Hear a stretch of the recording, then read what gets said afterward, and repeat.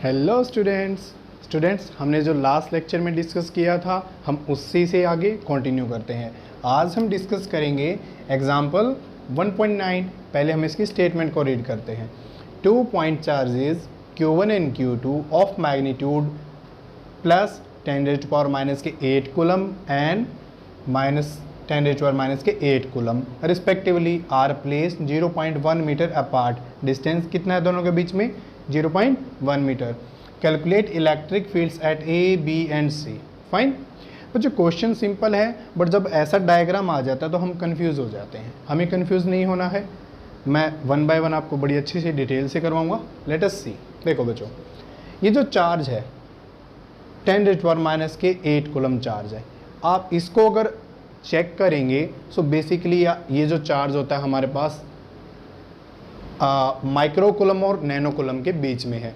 और मैंने बताया था प्रैक्टिकली हम जो डिस्कस करते हैं इतने स्मॉल चार्जेस को ही डिस्कस करते हैं, ठीक है, micro coulomb to nano coulomb. So example भी वैसा ही है, ठीक है बच्चों। क्यों? क्योंकि जो हमारे पास माइक्रो कूलम होता है वो किस ऑर्डर का होता है? 10⁻⁻6 कूलम। जो नैनो कूलम होता है वो क्या होता है? -9 कूलम। ये इन दोनों के बीच में है, ठीक है। सो जनरल लाइफ में हम जो प्रैक्टिकली बात करते हैं इतनी ही चार्जेस की बात करते हैं। ओके, सो हम स्टार्ट करते हैं at point A. At point A electric field बताना है हमें, ठीक है बच्चों। एट पॉइंट ए किसकी वजह से होगा? Q1 की वजह से भी फील्ड देखना है, Q2 की वजह से भी देखना है और फिर दोनों का रिजल्टेंट देखना है। Let us see electric field E1A। E1A का मीनिंग क्या होता है? At point A due to charge Q1 क्या होगा बच्चों? 1/4πε0 Q1। डिस्टेंस क्या है? 0.05 होल स्क्वायर। डायरेक्शन बनाएंगे? नो, बिकॉज सिर्फ मैग्नीट्यूड है। डायरेक्शन आप शो कर सकते हैं इन दिस डायरेक्शन। ऐसा क्यों? प्लस चार्ज है, जो प्लस चार्ज की वजह से फील्ड लाइंस होती हैं वो क्या होती हैं? Outward, away from the charge. Okay, ठीक है। So away from the charge. Let us see, हम सोल्व कर लेते हैं। 1/4πε0 का वैल्यू 9 × 10⁻⁹। Q1 का वैल्यू 10⁻⁻8। इसको करेंगे हम 100 होल स्क्वायर। सोल्व कर लेते हैं बच्चों। 9 बेस सेम है तो पावर ऐड हो जाएंगी। 10⁻1 5 × 5 25 10⁻4। क्योंकि ये 10⁻2 है, 100 को क्या लिख सकते हो? 10⁻2। 10 × 10 फिर से 2 है, 10⁻4। ये डायरेक्ट ऊपर जाएगा, ठीक है। अब यहाँ 25 है, यहाँ 10 है। सो हम कुछ करके देख सकते हैं इसका। लेट अस सी 5 2 0.4 का मल्टीप्लिकेशन 9 से करेंगे। 9 × 4 36 और एक पॉइंट आ जाएगा 3.6 10⁻4। ये आपके पास क्या आया? इलेक्ट्रिक फील्ड का वैल्यू आया, ठीक है बच्चों। 3.6 × 10⁻4। अब इलेक्ट्रिक जो फील्ड है उसकी यूनिट क्या होती है? देखो बच्चों, ऊपर क्या होता है आपके पास? चार्ज होता है। नीचे क्या होता है आपके पास? डिस्टेंस का स्क्वायर होता है। यहाँ पर आपके पास क्या होता है? कांस्टेंट होता है, ठीक है बच्चों। सो आप इसका जो वैल्यू है इसका डायमेंशन यूनिट मुझे लिख के दिखाएंगे अपने आप। ये मैं इसलिए बोल रहा हूँ क्योंकि बच्चे सिर्फ इसमें डील करते हैं, ये वैल्यू लिख देंगे नहीं, इसका यूनिट्स आपको लिखना है, ठीक है बच्चों। मैंने आपको बताया भी है कैसे निकालना है। हमें इसका यूनिट्स पता है, that is coulomb, that is metre square. Electric field का यूनिट आप बताएंगे मुझे, ठीक है बच्चों। सो आप यहाँ पे आपकी क्या लिखना है? यूनिट लिखना है, दैट इज E1A। E2A क्या होगा बच्चों? E2A का मीनिंग क्या है? चार्ज Q2 की वजह से A पॉइंट पर इलेक्ट्रिक फील्ड। डायरेक्शन क्या होगी बच्चों? देखो, नेगेटिव चार्ज है, डायरेक्शन क्या होती है? इनवर्ड्स, ठीक है, टुवर्ड्स द चार्ज। ये देखो फिर से जो एरो है इसी की तरफ जाएगा। सो इसलिए यहाँ पर एक ही एरो बनाने से काम चल जाएगा। एट पॉइंट ए दोनों ही टाइम पे डायरेक्शन यही होगा, ठीक है बच्चों। वैल्यू लिखो, Q2 4πε0 0.05 मीटर स्क्वायर। बच्चों एक बात देखो, सेम वैल्यू है, इसका वैल्यू सेम है, Q2 का मैग्नीट्यूड सेम है, सो क्या आंसर सेम नहीं आएगा? बिल्कुल सेम आएगा। 10⁴ यूनिट आपको खुद लिखना है, ठीक है। ये प्रैक्टिस करनी है आपको बार बार लिखने की। मैंने आपको वे बता दिया है। कांस्टेंट का यूनिट हमने निकाला हुआ है। Q1 चार्ज है, कूलम होता है, डिस्टेंस का स्क्वायर, मीटर का स्क्वायर, यहाँ पर यूनिट लिखना है। फाइन। देखो E1 A आ चुका है, E2 A आ चुका है, तो हमारे पास net electric field at point A वो क्या होगा बच्चों? मैं यहाँ से इसको रफ कर देता हूँ, देखते हैं। ये क्या आपके पास E1 A, so electric field at point A क्या होगा बच्चों? E1 A plus E2 A। बच्चों ये कहाँ से आया? मैं एक बार फिर से बता देता हूँ, क्या इलेक्ट्रिक फील्ड वेक्टर क्वांटिटी है? बिल्कुल है। सो हमें पता है एक वेक्टर क्वांटिटी का रिजल्टेंट क्या होता है? A² plus B² plus 2AB cos theta total की पावर 1/2, ठीक है। अब देखो E1 A का डायरेक्शन भी यही है, E2 A का डायरेक्शन यही है, तो एंगल क्या बना दोनों के बीच में? 0 डिग्री। ये ऐसे हैं बच्चों, E1 A E2 A दोनों पैरेलल हैं। अगर पैरेलल हैं तो एंगल कितना होता है? 0 डिग्री। cos 0 1, सो A² B² 2AB की power 1/2। A² plus B² plus 2AB क्या होता है बच्चों? A plus B whole square root, और ये क्या हो जाता है आपके पास? A plus B। यही मैंने लिखा है A प्लस B। अब आया समझ में? ये डायरेक्ट कुछ नहीं है, आया यहीं से है, ठीक है बच्चों।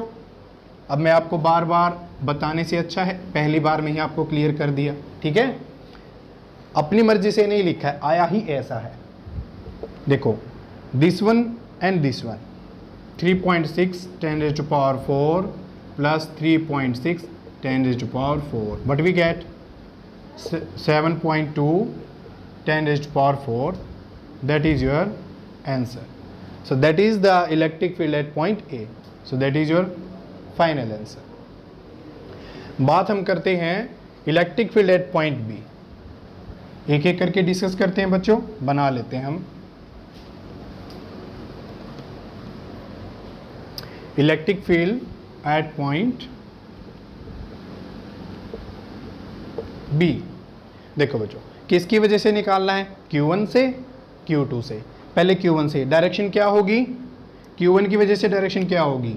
Outward, means in this direction. यहाँ क्या होगा? E1B electric field at point B due to Q1। ये क्या है? इनवर्ट्स होता है, इसकी वजह से कहाँ होगी? इन दिस डायरेक्शन E2B। कोई दिक्कत है बच्चों यहाँ तक? सो हम बना लेते हैं वैल्यू क्या होगा, what is given, what is not given, ठीक है। जो ये डिस्टेंस है बच्चों, ये आपको गिवन है 0.05 मीटर, ये आपको गिवन है, ठीक है बच्चों। लेट अस सी E1B मैग्नीट्यूड है, क्या होगा? 1/4πε0 Q1। Q1 का डिस्टेंस यहाँ से कितना है? इतना है, 0.05 होल स्क्वायर। सेम बच्चों इसका वैल्यू पुट करो, 9 × 10⁹ 10⁸ 5/100 होल स्क्वायर। ये तो वही वैल्यू आ गया हमारे पास, 3.6 10⁴। कोई दिक्कत है बच्चों यहाँ तक? क्योंकि वही पैरामीटर्स हैं। बात करते हैं E2B की। E2B, ठीक है बच्चों। लेट अस सी 1/4πε0 Q2 अपॉन डिस्टेंस देखना है पॉइंट B का Q2 से कितना है बच्चों? 0.1 मीटर यहाँ है, 0.05 मीटर यहाँ है, तो टोटल डिस्टेंस यहाँ से यहाँ कितना बन गया?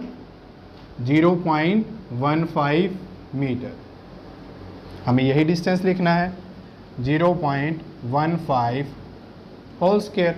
वैल्यू पुट करो, 9 × 10⁹ 10⁻⁻8, यहाँ भी माइनस है बच्चों, डिवाइडेड बाय दिस, सो 15/100 का होल स्क्वायर।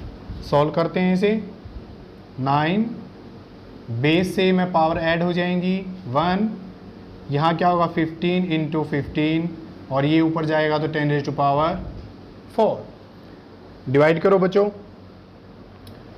5 3 15, 5 दूनी 10, ठीक है, और कुछ 3 3 9, ठीक है बच्चों। और क्या कर सकते हैं हम, एक जीरो और कम कर सकते हैं हम यहाँ से, यहाँ 10 बना लो और 10 रेज़ टू पावर 3 कर लो ताकि और अच्छे से डिवीजन हो जाए।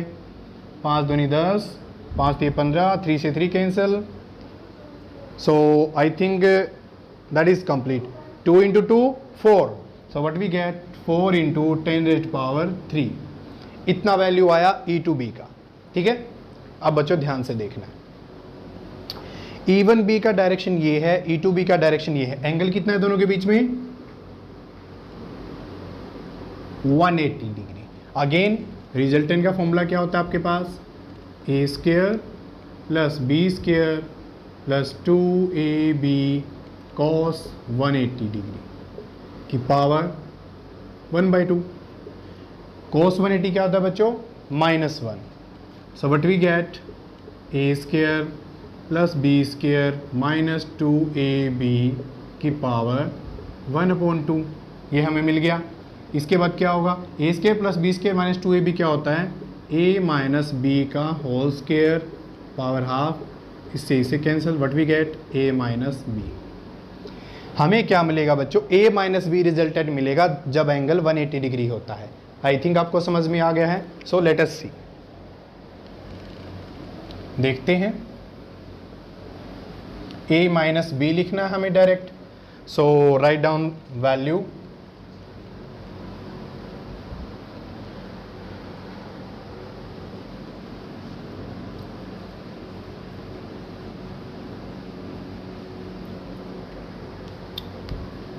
देखो बच्चों, E2B का वैल्यू कितना था आपके पास, 4 इंटू 10 रेज़ टू पावर 3।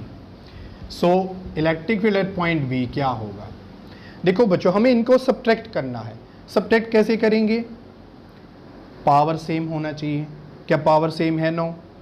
क्या कर सकते हैं हम, इस पावर को और इस पावर को सेम बनाना है, ठीक है, तभी सब्ट्रैक्शन होता है। ऐसे सब्ट्रैक्ट नहीं कर सकते हम, ठीक है।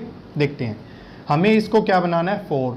सो क्या कर सकते हैं, 4 इंटू 10 की पावर 3, 10 से मल्टीप्लाई 10 से डिवाइड। अगर हम इसको लेके जाएंगे, ये 0.4, 10 की पावर 1 है तो ये 10 की पावर 4, ये भी पावर 4, ये भी पावर 4। अब हम क्या कर सकते हैं, E1B minus E2B, 3.6 minus 0.4 into 10 raise to power 4। दोनों में कॉमन था इसलिए मैंने कॉमन ले लिया, but we get 3.2 10 raise to power 4। That is your final answer, ठीक है बच्चों। That is the electric field at point B. कोई दिक्कत है, यहाँ तक पूरा डिटेल कर लिया। लास्ट में एक पॉइंट बचा है, electric field at point C, हम इसको भी देख लेते हैं। So let us see what is the electric field at point C. देखो, एक इंपॉर्टेंट पॉइंट है, ये 0.1 मीटर, ये भी 0.1 मीटर, ये भी 0.1 मीटर। सो आपने यहाँ एक चीज़ देखा, अगर सारी साइड सेम हैं, एक ट्रायंगल नज़र आ रहा है, तो ये कौन सी ट्रायंगल होगी बच्चों आपके पास, इक्विलेटरल ट्रायंगल होगा, जिसकी सारी साइड इक्वल्स होती हैं। फाइन। और हर एक इक्विलेटरल ट्रायंगल का एंगल कितना होता है हमारे पास, 60 degree, 60 degree, and here is 60 degree. यहाँ पर इलेक्ट्रिक फील्ड बताना है। प्लस चार्ज है तो जो फील्ड लाइन्स है कहाँ होंगी, away from the charge, that is your E1C। कोई दिक्कत है बच्चों, नहीं। ये क्या minus, that is your E2C। So EC क्या होगा आपके पास, ये रिजल्टेंट होगा इस डायरेक्शन में। देख लेते हैं E1C और E2C में कितना एंगल है।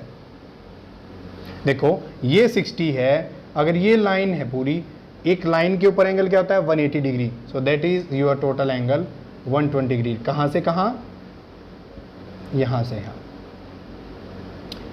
देखो बच्चों, 120 प्लस 60, एक स्ट्रेट लाइन लाइक दैट।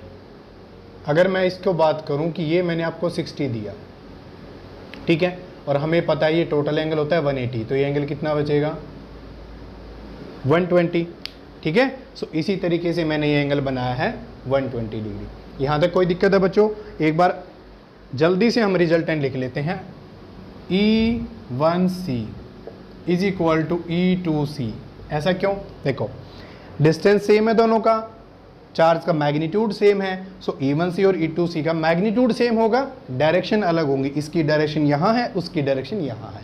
सो सिर्फ हम मैग्नीट्यूड लिख लेते हैं 1/4 pi epsilon naught Q 0.1 whole square.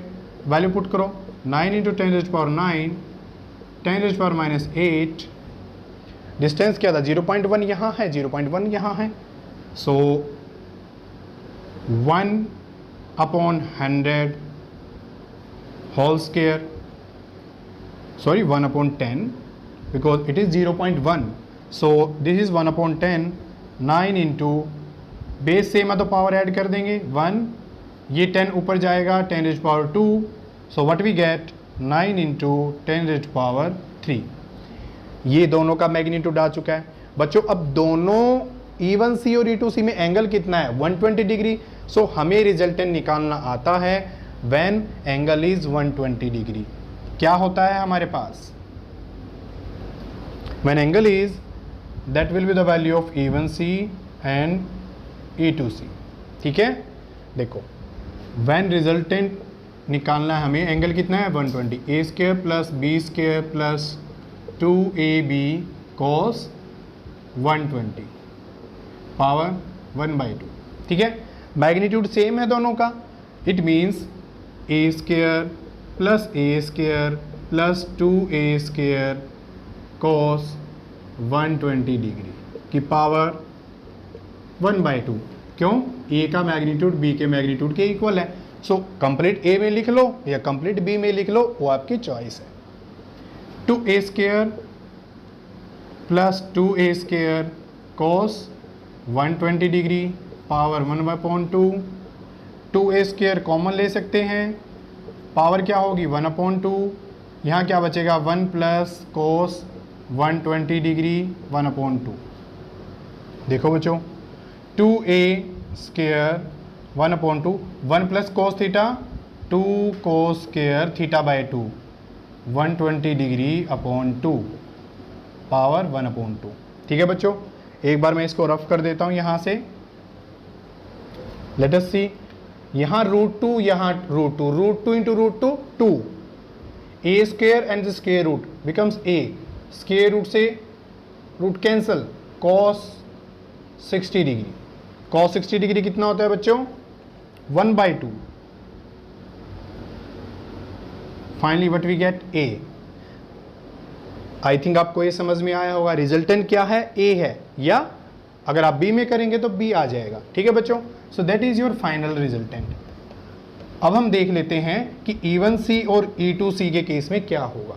देखो बच्चों E1C is equal to E2C is equal to 9 × 10⁻³ units अपने आप को लिखनी है। देखो मैग्नीट्यूड सेम है, एंगल 120 डिग्री है, so electric field at point C क्या होगा, सेम होगा, मैंने अभी आपको ड्राइव करके बताया है, ठीक है बच्चों। डायरेक्शन क्या होगी EC की, that will be the direction. So electric field at point A, at point B, at point C हमने फाइंड आउट कर लिया है। आई थिंक आपको अच्छे से समझ में आ गया है, कंप्लीट डिटेल किया है, ठीक है बच्चों। इसी तरीके से हम न्यूमेरिकल को डिस्कस करते रहेंगे। मिलते हैं नेक्स्ट क्लास में। Thank you very much.